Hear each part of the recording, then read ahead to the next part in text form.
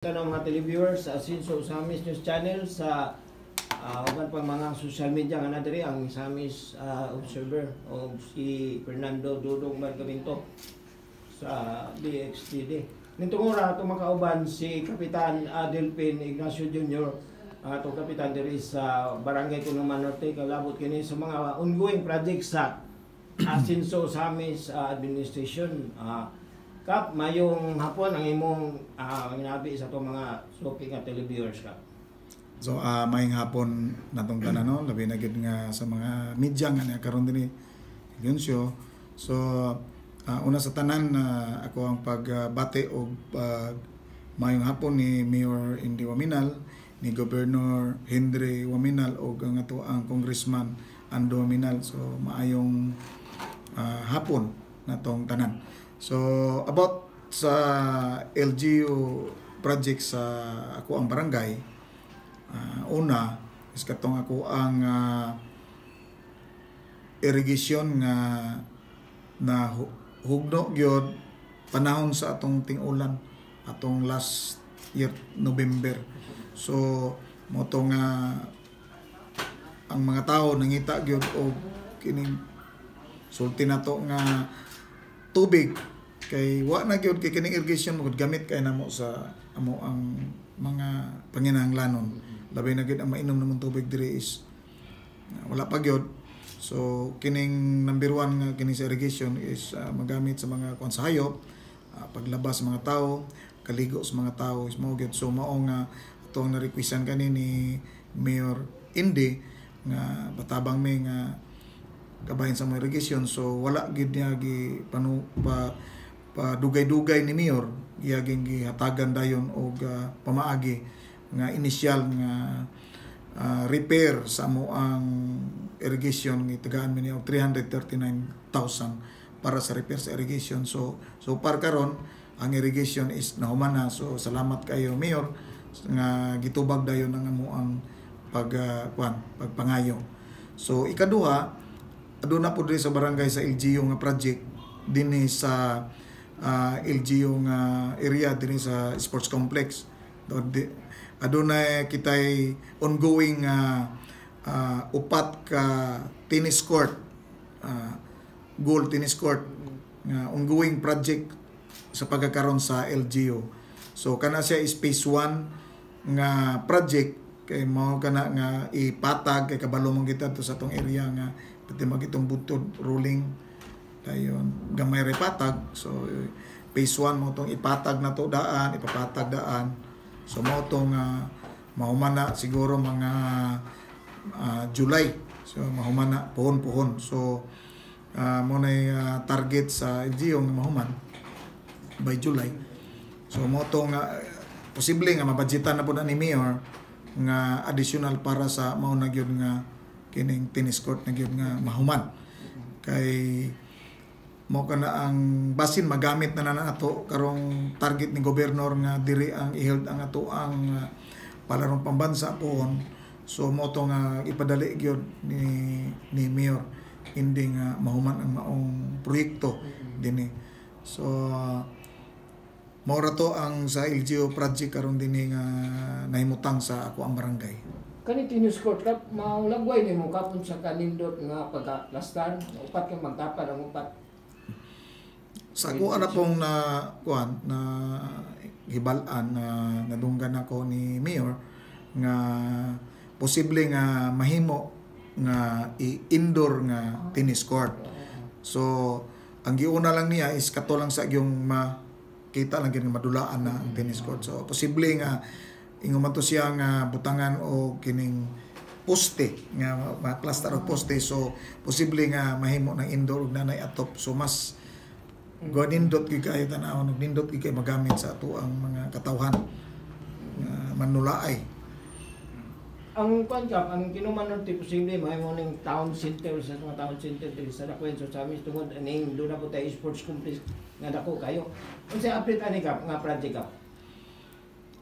So far ang maong ang LGU manggod ang ato ang sa City of Osamis is medyo kuan na kay ba kining crowded na, wala na area nga mabutangan. So murag ang kining Kinuman Norte gikan aning Bagakay, Kugon, Kinuman Norte. So mo ni siguro ang expansion sa ato ang city. Expansion. So mo na diri karon nga ang mga plano sa LGU o nila ni gobernador nga nabutang diri ang sports complex, nabutang diri ang isolation, nabutang diri ang evacuation. Aduna pay mga proyekto sa gobyerno nga mabutang diri sa akong barangay. So mo na ni siguro ang sinugdanan nga posible nga mao na gyud ang expansion sa ato ang city of Osamis. Mo na nga karon gi-prepare na pud ang ato ang barangay nga kinahanglan nga aduna pud tay mapakita sa ato mga bisita nga ni-improve na pud ang among barangay. So I hope nga kinita ng mga plano sa ato ang mga lideres gikan ni Gobernador Henry Waminal, ni Congressman Ando og ni Mayor Indi nga kini nga mga plano sa umaabot always gyud mi nga mosuporta hinaot nga ang tanang mga katawhan dinhi sa Misamis Occidental, Singodo Distrito ug sa Osamis City nga magkahugpong gyud kay para ang ato ang mga plano ug tinguha nga kining expansion nato sa city is mapatuman gyud sa makita nato ato ang pag-asinso. Okay, hiskot ako ato kaputong expected project ba kato sa irrigation katong hangyo ka ni Mayor kay kinahanglan gyud sa katawhan. Pila ba ka residente sa barangay ang naka-benepisyo ani? Ang nakabenepisyo gid ani dili lang ang barangay Kinuman Norte no. Hasta pod ang Kinuman Sur napoy ang taga barangay Kugon kay manaka sila dire labi na gyud karon init kayo. So diha gyud manglaba diha ang tanan. So ug tan-aw nga tong pagkawala sa irrigation niadto lang gyud sa labo na mo. Nangadto na gyud ang mga tao. So mo tong sige na ko balik-balik ni Mayor dito nga yor nga mo ang kanyor nga mong irrigation yor nga tumpag yun ni nanay nga si Mayor sige ato ba kay kinahanglanon kay Mayor kay mga tao mo ug gisaligan paimnon sa mga baka karabaw mga hayop tanan nga mo ang kining unsa ni garden wala na moy pang bisbis pangkaligo sa mga tao so panghugas sag-og dili lang mainom ang maong irrigation so dako gid kayo og kining kinahanglan mo sa barangay. So nakita gid ni Mayor sa kaimportante ang irrigation para sa imong mga balay. Yes, nakita gid ni Mayor dili lang siguro niyo nagbalaan siguro ni Mayor ng ubang mga tao pud nga siguro yung nag-text po ni Mayor nga mo ang irrigation posible nga nanoy man dili lang siguro ako so napoy adunay mga tao pud nga ni hangyo pud ni Mayor kabahin ana. Grabe paspas kay trabaho ka kay dito may anang April 22 wa pa to na subay pa namo to. Pagbalik na mo ang Mayo 23 siguro, wala, plastara ka, grabe ka paspas ba niya. Sulido ba yung kayo, kaya gibalin naman sa taas nga pulsyon ang gatong giagian ang tutubig ba, no? So, gipaningkamutan ginato, gimantuman ginato ang gatong nagtrabaho dito para mahuman gid ang maong proyekto kay sa ako pang gisulti nga kinahanglanon gid kayo kay uga naman gyud ang diri den nagreklamo na ni dito na ang uban manag-ob na dito sa Bagakay mga ligo na sa labo kay ang labo na mo diri Labo River na mo diri dagan na kay Sabado Domingo sa una Sabado Domingo ra hanto karon gikan sa Lunes hanto sa Biyernes Sabado Domingo dagang kay tao dito manglaba mga ligo gikan aning Kinuman Sur Kugon Kinuman Norte mao gina diha ang mag-abot kasagaran gyud. Napay taga syudad nga mga to dito labi nag Sabado Domingo. So mabibo mo ang suba diha. So ang source pud namo ang irrigation is from Labo River. So mo to nga paningkamutan gina mo ubanan pud ako ang council nga mao gyud nagmantuman dito nga gusto gid nga mapahuman. So karon nakita nato nga nahuman na gyud. So daloy na gyud ang tubig. So di lang pud na kuan kay kini manggod ang existing pud nga irrigation sa una katang iyang gisumpayan na karon is ang uban damage na gyud so ang tubig nga moabot dinhi pud sa sentro na mo is kini gamay na lang kay tungod sa mga nangliki na nga mga kanal so need gyud pud namo nga i-rehab gyud ang maong irrigation from sa kuan kining sinugdanan hantod sa katapusan nga portion sa mga irrigation kay para manindot gyud ang daloy sa tubig. Kay nanginahanglan pud ang nanginahanglan pud ang kugon nga masumpay pud sila. So posible ni ana nagpasa na ta og resolusyon para ma rehab ang maong proyekto. So gihangyo na to si Mayor through ni Kong Ando nga mabudgetan ang maong irrigation na para ma-rehabilitate. Kako to bagong gi-repair pila budget sa LGU? Oo, sa LGU is almost 339,000 may budget ato kay gipadali to ni Mayor tungod sa katong portion ng sa natumpag nga maotoy gi priority gyud kay wala magi mo agas na mo. So karon na human na to nanay mo agas na mo. Pero di gid ingon nga tong kusog gyud kayo kay tungod man gud nga sa kung gisulti na nga nay mga portion sa kanal nga nga kuana nang liki na mugawas ng tubig leaking na. So ingon ana ang kuan motong amo nangangyo may nga amo ang ipa rehab. So karon pagkatapos sa kuan to pag-repair na to, professional na siya. Unsay reaction sa mga tao? Satisfied na ba sila gamit pa nila painom sa mga hayop, malaba ingon nimo, gamit og pud siya kanin sa mananom og mga utanon na. Yes, pating lipaya. Pagkahuman nila ka, pag abot tubig, una lang tubig ka. Tsao, no? Salamat kayo. Pasalamat ni Mayor. Pasalamat ni Mayor nga ansiran din ng atong mulo. Gitagaan dayon o kining paagi. So, daghang kayo. Halos good constituent ako sa barangay nga nagamit. Halos ginapasalamat kayo. Okay? Budget na mo sa amo ang 20% na mo. Mga piki man. So na budget na po na mo kay nahitabo po na humanami og budgeting. So ang amount 20% di pa na mo malapay dito. Na may nakakuan. So mo to nga na budgetan gyud. So daghan kay nagpasalamat gyud ni Mayor kabahin anang maong proyekto nga human sa amo ang Diris Barangay. Curious lang kap kay ang ubang mga barangay kasilingan nato, ito itulang sa tubig ba hulaw walay mainom na tubig ba? Pero sa imong barangay doon na po tayo problema yani mainom na tubig. Yes, usap po na siya nga mo'y problema na mo dire kay nga mo ang ginainom dire is deep well, gining tabay, labi na gyud ning labi tong pag-init ang uban tabay ugag gyud. Labi na gyud sa amo binta pa mo dire kay napay tabay ginamo kini nasa ubos dire. Nga mo ginani survival gid nga wa gyud hubas. Ang kinumansor hubas tanan tabay. So dire sila mulabay so daghan naming katabang.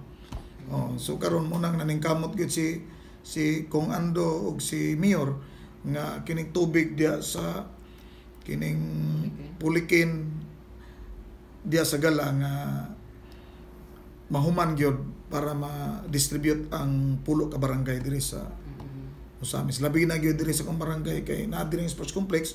So mo na karon nga tuang na reservoir dia ana human na.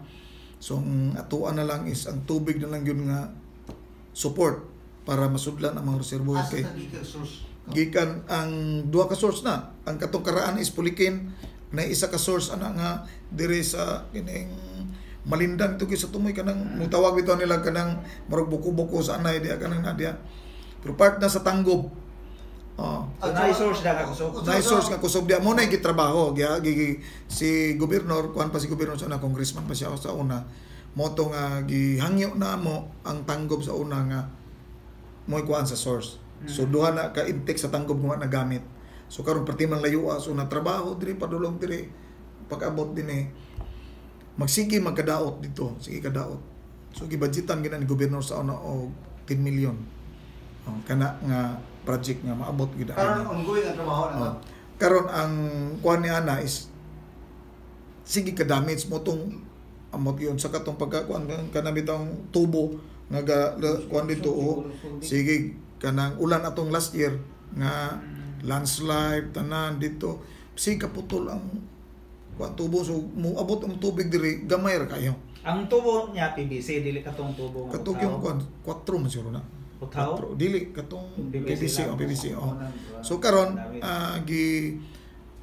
gi-repair gidugangan ni Kong Ando sa budget para gyud nga mahuman. So until now ongoing gyud ang trabaho gipa gusto ni Kong Ando nga mapadali dayon pulido ang trabaho. Kay para dili na ta magsige balik-balik anang lasang niya mayro magduol kay nang haikon dia. Oh. Kasi ang tubig ka pwede na siyang mainom. Mainom. Safe ra ba siya? Mainom safe na siya kay tubod man gyud. Oh, gikan gid na sa kwan sa mampalindang gid nga tubod. Dora tong kuan sa Pulikin. layo pa sa Pulikin. Unahan Ang Pulikin is diri man to. Siya layo pa gyud dito pa gyud. Oh, distansya pa gyud siya. Moto nga hinaot na may inubanan sa pag-ampo nga mauman na gyud kay mao gyud ang tubig. So kung ma-materialize na siya, pila ka barangay ang makabenefitan na? Ang gala na may kaugalingon ang gala so makuha na Kinuman Norte, Cogon, Kinuman Sur, Cabinte, Manaka, Balintawak, kining Litapan, Labinay, Diguan o kining kining isa ning Di Maluna.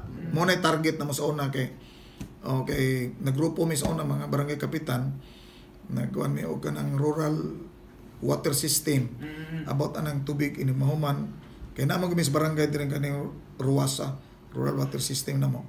So mo tong amo ni i-activate to din pulo mi ka barangay mo kami gid mismo nangayo kang gobernador, congressman pa siya sa una. Congressman pa siya kaniya. Mo tong gibudgetan niya na iyon ana din. Mo tong sige lang kadaot lang ang katong tubo sa ikaputol. So gipangita pamaagi gyud karon gipun-an ni kung ando mo tong gusto ni kong pulido gyud ang pagtrabaho. So ang kontraktor na karon is si Osaka. Mo gyud ka trabaho niya. Doon ay target na ka sa moment. Dili ko ka-sure pero this year siguro humana.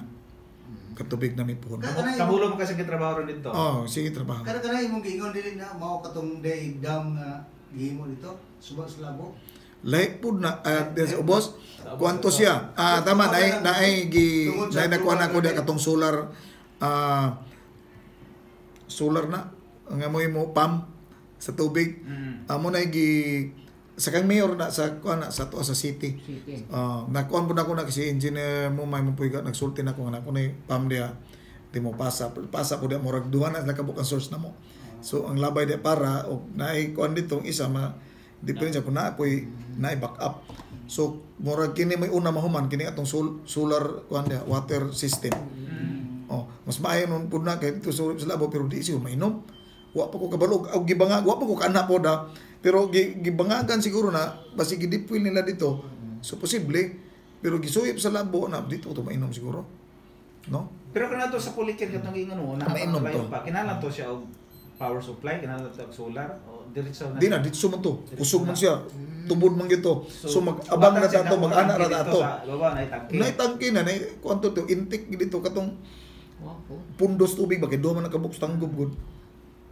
Do nakabuk ang So tanggub. pila i-budget nila ni governor ani nga project ni Congress. Karon wa na ko kabalo aning ikaduha ting kuan. Katong permero lang. Katong permero natoy kuan 10 million. 10 million. Per tiging layo pila ka tubo ang pila ka pipe ang nagamit at Pero mga kana, realize na so. Ako sud ko tubig yun. So ang kana sa Pulikin masulo na sa gala. Gala na tayo. Kaya ang gala karon kuan man kusog yung tubig pero mis gala Di kita problema ang tubig. Nga mo diri so kinamo to nanging kamot kita makatubig diri kay ang sports complex na abe dia. Lagi kay imo ra ba ko. Pero pag karon nagagamit pa kana sa gala nga ang payag niya. tubig ka nga supplyan mo kanang gala nga tubig. Ang kanang sa gala karon is taman na gid sa Comport Tres. Purok tres na. Okay, di na gid siya kaabot din kay sa mugamit dia dagan na ubay-ubay mga balay ko na mo dia. So katuro gid kutob lagi sila din once a week rapod. Kay gibahin man na karon nga week kining adlaw karon Cabinte, kining adlaw karon Manaka, kining adlaw karon Kinuman Norte, kining adlaw karon kuan kining adlaw karon kining Litapan, kining adlaw karon diri padulo na sa kining mo nang so mo nang once a week ra gyud. So isugot lang po ko nga mabahin kay balo mo ko sa barangay nga gapiki pud tubig. Di po na to masulo kay may nakita ng barangay may gisuportaran na pag gusto pa galis Cogon ang diri kining purokdo sa Cogon mo kini tubig. Nangitan sila paagi dia nga masuyop nila tong karaan nga naay kuan gikan sa labo, pasuyop nila murag ilang kuan na po ni kapitan. Kay gamulo po ang kugon ba sa tubig. Okay. Ang on-gaping, mga ito mo itong sa evacuation center, nahuman na ba ito? Ang evacuation center nahuman na. Dugay na. Nahuman na. Murag di pa ko sure na turnover na sa city. Kay murag sa DPWH man na turnover na siguro sa city. O di ko kasi si engineer mo may nakabaloan na. So super human na. Dayon kana pong dalan din natuyok naman mura man nag-ubal. So posible nga katong yuta sa LGU napay mga additional project ni Mayor ana. Mura pod ako nadunggan nga mga project additional ni Mayor. So mo na giingon nga daghan pa gyud ang mga proyekto nga maabot dire sa ako ang barangay. Dire sa barangay sa LGU. Ang atong sports complex cup, sige ba ang trabaho? Ang sports complex karon sige po dayon. Gapadayon og trabaho kay nakita man ako kay na may mga trabante tapos sige na pud og ang mga supply ang mga materyales. So nagasugod na dito din nanguha na pud og mga trabante. So gasugod na gyud ang ato ang balik atong sports complex. Kay para maabot din maabot ito di magamit na to karong 2025-26 nga target ni gobernador nga mo facilitate na tao kining palarong pamansa. Kumusta ang sitwasyon sa kuan kape? Kabalo mi nga daghang namalit dire yuta ba kay butang sa subdivision. Nang-post naman ito. Kumusta naman ang kuan? Kanang nag-post so mas may nga nangutana mo pagkabahin ana. So kanang nag-post nga sa pagkabahin sa yuta nga ni karon dinhi na adiri labi na gyud dia sa Purok City nako sa sitio Giraog kanang kuan gyud sa sports complex is nahold pag gina kay tungod sa dako kayo ang kinahanglanon sa gobyerno para sa atong sports complex. So katong mga tag-iyas mga yuta nga naa sa mga tapad sa sports complex. So continue nga negosasyon og nasabot na po sa LGU. Ang waiting na lang nato na is ang payment. Kanang sa mga uban, napay uban nga katong wala pa, so naulahi pa to pero katong mga naigo gyud nga mauna. So nabayaran ang uban. Then katong na mga existing is okay na mga tag-iya. So waiting na lang po sa government nga mabayaran sila.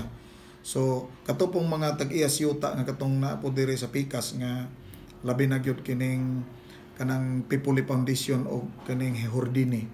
So mo man ni karon ang nagpost nga ibaligya niya barato kaayo. So ako alam po mapaabot sa katawhan nga manghinaot ko nga katong namaligya sa ilaha nga mga galuti-luti nga aduna gyud sila kining papel then permit to sale nga ato mapakita kay mao man na ang mando karon sa tuang sa LGU nga kinahanglan kita og permit to sale nga nagbaligya bisan pag dili maigo sa sports complex nga kita nga nagbaligya ta nagpaluti-luti ta sa tuang kuan labi nag subdivision kinapangitama nga subdivision plan tapos kining permit to sale. So diya nanay nakapalit diya nga nagbagulbol na kay wala pa nabalhin kuno ang papel pa nabalhin kay ako sinagingnan nga basta diya sa sports complex mo dapit doon mo palit mo agi gid diri sa barangay para ato ang mapasabot og makabalo ang buyer kay kana gid diya posible nga maigo na sa gobyerno maigo na sa maong kining expansion sa LGU nga mga proyekto. So gamiton gid sa gobyerno. So ayop nga katong mga mag-ingat ta katong mopalit diya dapita. So moagi gid diri sa barangay. Then dili magpasalig-salig, dili magpataka og bayad sa mga nga namaligya diya nga mga agent nga igo lang sila nga modawat og kwarta pag human biyaan mo. So makaluluoy gyud ang maong mga buyer. Okay, pero napita mo na atong city center po no. Mo na himo na to nga bagong Usamis nga kuan. Muna na siya rin uptown city of Usamis. So posible gyud nga abot gina diya sa kuan kining sa government nga area.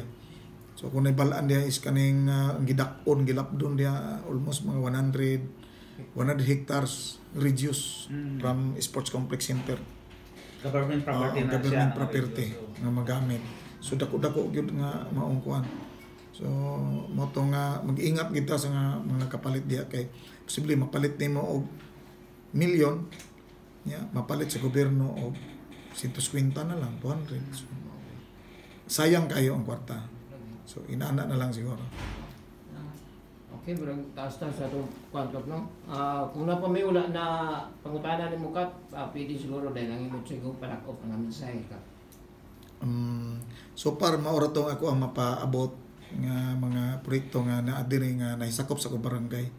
So una sa tanan piporta mo so mapasalamaton lang ko sa ato ang kining 3 pillars nga mga visionary kin mga leader sa ato ang probinsya sa Misamis Occidental, sa Segundos Distrito ug sa ato ang siyudad sa Osamis nga ang ilahang mga tumong ug tinguha nga plano gyud para sa maasinso gyud ang ato ang probinsya nga mapaabot pod ang pangandoy ni Gob nga 5 M's. Misamisnon, magpuyong malinawon, malambuon o malipayon. So may hapon na itong tanan o dagang kayong salamat sa inyo.